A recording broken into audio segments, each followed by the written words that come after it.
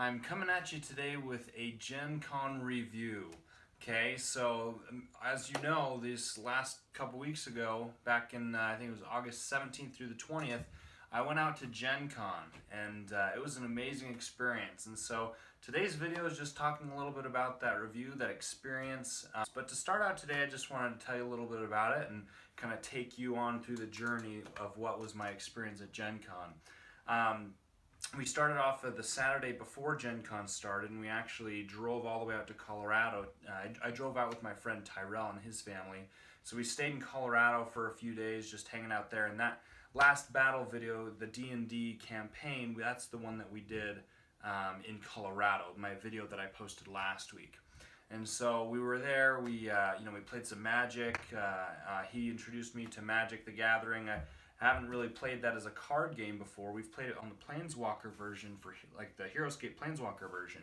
But actually the card game itself I hadn't figured out. So now I have a few decks of Magic the Gathering and starting to figure that out, and it's pretty fun. From Colorado, Tyrell and I then went and picked up a couple of his friends also in Colorado, and then it was just us four guys out in a van just traveling 17 hours out to Indianapolis. And let me tell you, that was a crazy drive. We just went straight through trading drivers, and it actually went a lot faster than you'd think. One lifesaver, and I will say this, was Fighting Fantasy. These books are awesome for car rides, long car rides, plane rides, whatever you want to do. If you're doing a group travel, car ride or whatever, Fighting Fantasy books are amazing, okay? I highly recommend them. Essentially what they are is they're a choose-your-own-adventure book, but kind of like a D&D campaign, in that you have a character that has certain stats and certain abilities, and you decide what types of potions or things are in their pack to start, and then it takes you through a journey in this book where you decide what choices you're going to make, and depending on those choices, certain outcomes occur. And depending on, and they have a die rolling element to them, so sometimes you're attacking creatures and sometimes you die just because you lost health. Sometimes if you don't have a potion, then you can't get out of a certain situation. And so these Fighting Fantasy books are like a campaign or a scenario that you play through, and it took us, 5-6 hours to get through some of these campaigns, but honestly, that's what kept us awake and kept us going for the 17-hour drive out to Indianapolis. So if any of you are on a long car drive, Fighting Fantasy books are awesome. So we get to Indianapolis on Wednesday, the day before Gen Con starts. Tyrell and I decided to go out to the convention center early to pick up our badges and our tickets and kind of scope the area, because it was our first year. Our friends, they had gone before, but for our first year we wanted to kind of get a lay of the land, so to speak, and kind of figure out where we were going. So it was really exciting and really fun to go and kind of get a feel for what the convention was like. And there were already tons of people all over the streets and in the convention. Because it was the day before, there weren't as many people in line, though, to buy merchandise and things. And so I was able to pick up a Gen Con 50 bag here, a saddle bag, and it's awesome. It was $70, which I was willing to do the higher expense for a saddle bag. Super nice leather canvas bag, nice little decal here on the front. Awesome bag. It's got a laptop holder in the front, and so I picked that up the day before Gen Con started, and let me tell you, that's awesome. I've always been a backpack guy, but when I saw that, I had to get it. So I picked that up, and we just kind of chilled that evening, just kind of getting ready for Gen Con. Before going on, I do want to mention that as you see here on this picture, I show where we were staying. We got lucky, in just about a 20-minute drive outside of Indianapolis, we were able to find a home that we were able to rent out for the week. And so super nice home. It was this nice little house, 3-bedroom house, just off on its own little place. We had our own TV, Wi-Fi, AC. They stocked the cupboards, and they even had their own little pond, as you can see here. Some of the guys went out to go shopping, and I opted to take a little canoe ride out in the pond, and that was pretty fun. So we got really lucky in the place that we stayed. It wasn't a dumpy motel apartment. It was a nice place just outside of Indianapolis. But also keep in mind, for those of you trying to go to Gen Con, this was about 4 months before Gen Con actually happened that we booked this. In fact, maybe it was more like 5 months. I think it was March that we booked it. Okay, so day one of Gen Con. Day one, and just before I get started, mind you, I went to Gen Con and almost exclusively did Heroscape. I was doing 2 tournaments of Heroscape every day. So while I did have some time in the dealer hall, the majority of my experience was just Heroscape. So I'll be mentioning a few other things that I did during Gen Con, but for the most part, it was all Heroscape. I played the Flex Tourney after about an hour in the dealer hall, and I went 4-0 in the Flex Tourney. So technically I went undefeated, but the Flex Tourney, the format for the Flex Tourney was that I was able to choose any opponent I can play against, and you got a point for every game you played and a point for every win you got. And the max points you could get was 8. So if I won all 4 games I played, then I had 8 points. If I lost every game but I played 8 games, then I'd still have 8 points. And so everyone that had 8 points was then put into a drawing for the winner of the Flex Tourney. So I didn't technically win the Flex Tourney because I didn't get the drawing at the end, but I did go 4-0. And so that was pretty fun. The format was 600 points, 18-figure limit, and I opted to run Nilfheim, 4 squads of knights, and Sir Gilbert and Eldgrim. So a pretty strong build that did pretty well. The next tournament that day was the Bring 2 format. This was a 440-point army. Well, actually, you had to bring 2 armies that were 440 points, and at the beginning of every game, you had rolled a dice off to see who won. The person that won the dice off could opt to choose an army or to defer, and both people brought 2 armies, right? So of the 4 armies, you got to choose 1 army. And so if I won the dice off and I opted to defer, my opponent would choose an army, and then I would choose an army. And the format really forces you to have to try and think about which army is strongest as a counter to your opponent's army. So choosing first isn't always good. Choosing second definitely has its advantages, but it really makes for some interesting gameplay when you try to design an army that can beat armies that can beat themselves. The way I played it was I chose 2 armies that I knew if my opponent chose one, I could choose the other one of my armies to beat my own army. So I built armies that I knew could beat each other, so that I was at least guaranteed a good chance if my opponent didn't have very good armies or good counters to my own armies. So in that format, I actually went 2-1. We didn't have as many people in that tournament, and so we didn't end up going the full 4 rounds. By round 3, we were already in the championship. I had actually gone 2-0, so I was in the championship against Doc for the Bring 2 format, and I lost. And I'll say I lost pretty horribly. Doc beat me with his Morrow Warriors, and I say that quite literally.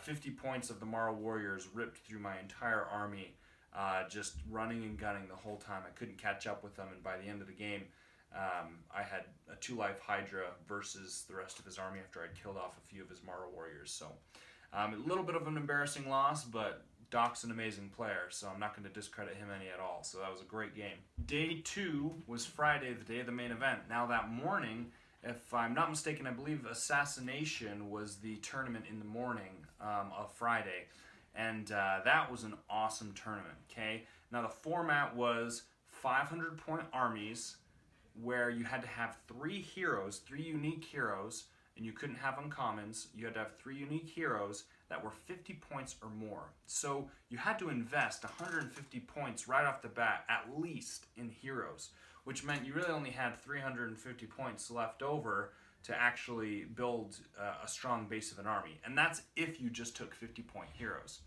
And so the format really makes you think, because the way Assassination works is that one of those heroes becomes the target of your opponent. At the beginning of every game, you take the hero cards and you give them to your opponent. Now, under the table, what you would do is I would choose one of those heroes that I was going to assassinate, and my opponent would do the same. And so then we'd reveal them and say, okay, I'm going to assassinate this hero. If you assassinated that hero, you won the game. And so what that does is that means you have to have a strong screen, a strong army base to be able to protect these heroes, but you also have to be able to pick heroes that aren't going to be a detriment to your army if they're picked to be the one, if they're going to be the one to be assassinated. If I picked lower point heroes like Arkmur and Derek Ambershard, for example, you know, those are really weak heroes, but say my army base was knights, and so I picked Sir Gilbert as my 3rd hero to bond with knights. Now, as an opponent, I would look at that army and say, what's going to break that army the most? I'm going to assassinate Gilbert. And so I might choose Gilbert as the one I'm going to assassinate therefore forcing my opponent not to get him out into engagements, not to keep him in his start zone and to keep him away from the action. Because if Sir Gilbert's too vulnerable out in the front with the knights and moving them and buffing them, then I can win the game just by killing him and getting a couple lucky shots. And so what that forces you to do as a player is to look at this format and to build an army that's going to be completely synergistic, completely strong, where no matter which hero is chosen, it's not going to be a detriment to your army. It's not going to matter who your opponent chooses to assassinate. It's not going to change your game plan. And so this one, because it was such a unique format, I really studied out the meta and really worked hard to get a good hold on what I needed to do to make this effective. Okay, I went with 4 squads of Sacred Band, Valgard, Marcus, and Parmenio. And let me tell you, that is the perfect build for this format. And I cannot tell you enough.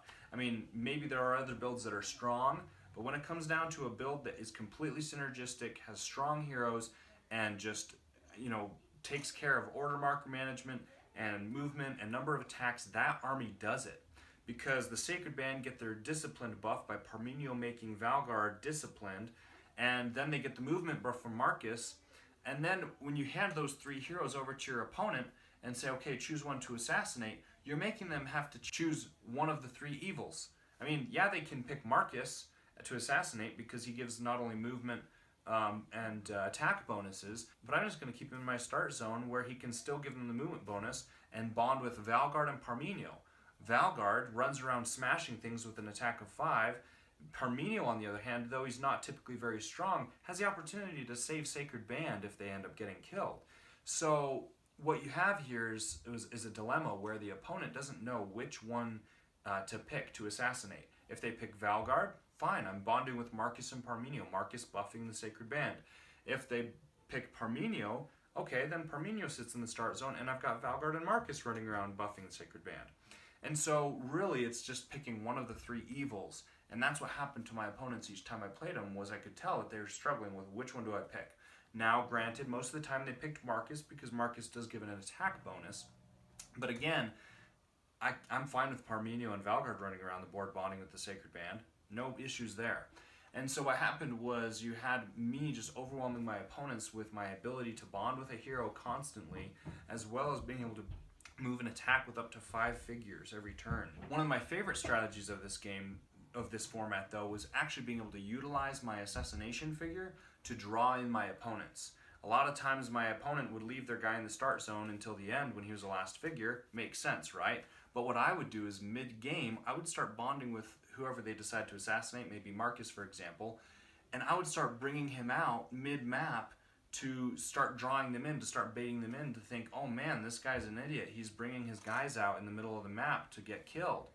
And it worked, because what it did was it made my opponent more reactive than proactive. They started reacting to my moves rather than being proactive and trying to come up with a strategy to attack me.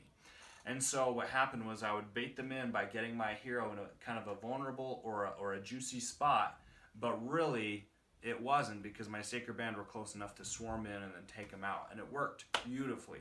And what ended up happening in a couple games was it actually ended up happening that by the end of the game, I had lost Valgard and Parmenio. I had maybe a squad or so of Sacred Band left, and Marcus, or whoever the assassination figure was, then ended up being in a position to give me extra attacks. And in fact, I think 2 out of the 4 games I won, Marcus, who was the target, won me the game because I brought him out mid-map, and by the end of the game, he was making the final attacks to finish off the opponent. And so it was an amazing tournament. I went 4-0 to win the championship, and so that tournament I won this year at GenCon. I won the assassination tournament 4-0 with the Sacred Band, and so it was a super exciting moment for me. I was able to walk away with a GenCon 50 Heroscapers shirt. It says heroscapers.com on the back. And so this was a fun shirt to be able to get from that. I also got GenCon dice. For those that win the tournaments, you get these custom GenCon dice. This is GenCon 2017. And this year they were a Kiri theme. So we had the Minions of Ugar and the Sentinels of Jandar as the symbols on this year's dice. So really cool dice. I got 12 of those. So in the future videos, you'll see me rolling those, and it was a great feeling to be able to say I won a Gen Con tournament my first time coming. So really fun experience on that format. Now going to the main event of that day. Main event was 450 points to reverse the whip, 18-figure limit, and I didn't do so hot. Whereas Assassination, I understood the meta and really understand the power level of my army. Main event was a real struggle for me this year, and I was surprised to find that I actually didn't have a strong enough army. Typically in Reverse the Whip, you want somewhat of a weaker army to be able to beat when you give it to your opponent, but I didn't understand the meta very well at all. So I went 2 and 3 and didn't get into day 2 of the main event. So pretty poorly for a showing in the main event, but really struggled. I had 4 squads of Goblin Cutters. I had Q10 and Agent Carr. Now I thought Goblin Cutters and Q10 would actually be fairly strong, and then Agent Carr would be the weaker element to my army. But like I said, I just misinterpreted the power level of the armies that we'd be seeing. And the 2 games that I won were games that I beat my own army, which means that my army actually never won a game. It was a 5-round day 1 tournament, and so I lost every game that I played with my army and won every game that I played against it. So my army never won once, which is a little embarrassing, but a good lesson to try and study out the meta in the future. So main event wasn't too good. I went 2 and 3, but still a great experience. Now for Saturday. Now on Saturday morning, we had the 4x300 tournament. This is, you bring 4 armies that are 300 points, and each round of the tournament you use a different army. So that one I actually went 3 and 1. The one game I lost was against Retlaw, who I had actually played in the championship of the Assassination tournament, and he had his revenge. He and I played round 3 of that tournament, and it was just a bad matchup. He had Q10, a Hydra, and then I think a Sahuagin Raider. And that round 3 army that I had to use was 5 squads of zombies. Now in a 300-point army, I kind of figured that I'd be seeing 1 or 2 strong heroes with 3 or 4 squads of units, and I figured 5 squads of zombies would be pretty strong against that type of an army. Well, it just so happens I was matched up against a great robot who loves shooting zombie heads, Q10, and then a Hydra who eats zombies for dinner. And so that game was pretty awful matchup, but I did fairly well. I ended up able to kill the Hydra and actually got Q10 down to I think 1 or 2 lives. But at the point that I got that close, I had 1 or 2 zombies left. And so a futile effort near the end, but it was still a fun round. And that tournament, I still got an extra dice.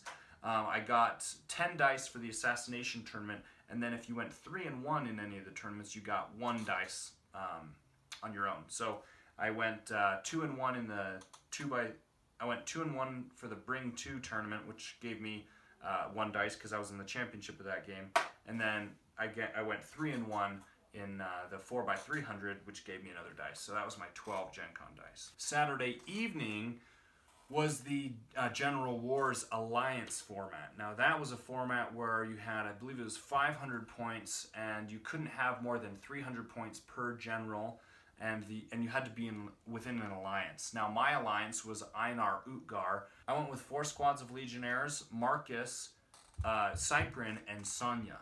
And so that was actually a really fun tournament.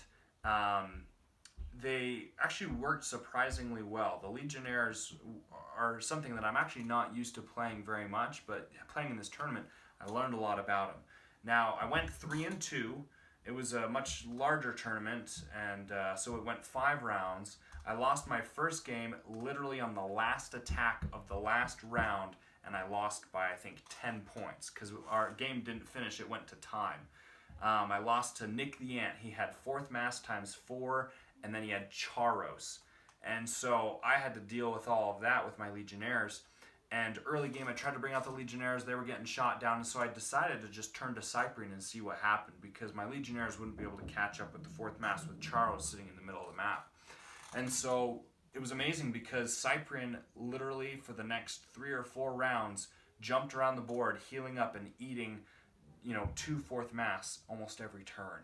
And it was insane to see my opponent, just getting agitated on how he could not kill Cyprian. And it was so much fun to see Cyprian jumping around the board and just eating up everything in sight. And it was a great game. Nick the Ant did a great job. What ended up happening was Cyprian was doing so good, eating up the fourth mast, that Nick decided he needed to do the same thing I was doing to him.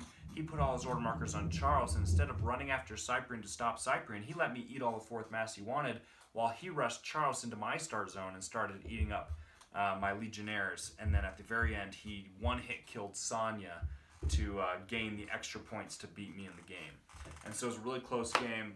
I lost that first game, won my next 3 pretty handily, and then lost my very last game to Orc Elf Army 1, who is an amazing player. He did a great job strategically taking care of business. He had 3 squads of Green Scales, Nilfheim, Archimer, and then I think another filler for this format. And let me tell you, Cyprian did the same exact thing. I just put all my order markers on Cyprian for about the first 6 rounds or so, and literally just burned through his Green Scales. He brought out his Green Scales in Nilfheim, and Cyprian just jumped around eating Green Scales left and right. I think he put a couple wounds on Nilfheim here or there, but at the end of the day, Nilfheim is Nilfheim, and he can torch armies. So by the time that Cyprian finally fell, he only had 2 Green Scales left and maybe a wounded Nilfheim, and at that point, Nilfheim did his business. I tried to bring out my Legionnaires, but just a matter of running and shooting, was able to take me out and finish the game. A little frustrating as it was still an amazing game just because of how well Cyprian did early to give me a chance, but then for Orc Elf Army 1 to turn around and masterfully use Nilfheim to just take me out while I was trying to slow roll my Legionnaires up to take him. So a really fun game. That ended my GenCon Heroscape experience. I went 3-2. Overall, I went 18-7. I played 25 games and had a 72% winning percentage for all of my games in my first GenCon experience. Now when you think about that, it's a little overwhelming because I played 25 games overall. Every game's an hour-long clock. So within a 3-day span, 25 hours worth of my experience was spent on Heroscape, which to some people, obviously, that's a little crazy, but a little overwhelming when you think about it, but super fun. It was awesome. Had a great experience. So many good people to see on the Heroscaper forums in person. Just really neat experience to finally put names with faces and meet a lot of you guys. So thank you for all of you that made it an amazing experience, and all the tournament directors. It was run smoothly. It was fun. My GenCon experience with Heroscape was stellar. And so that's really all I have in review of my Heroscape experience. But now I want to just give you a quick little video with some music in the background of just some of the images and just some of the video footage that I took of my experience. Nothing too crazy, but hope you guys enjoy it. So with that said, I will hope you guys enjoy the rest of this video, and we will see you next week. If you have any questions, please put them down in the comments. I'm excited to hear what you guys think, and I'm more than willing to share any details or anything further with you. I just don't want to take up too much of your time because I tend to like to talk a lot. So thank you for listening to me up to this point, and we'll finish out the video with some pictures and more videos.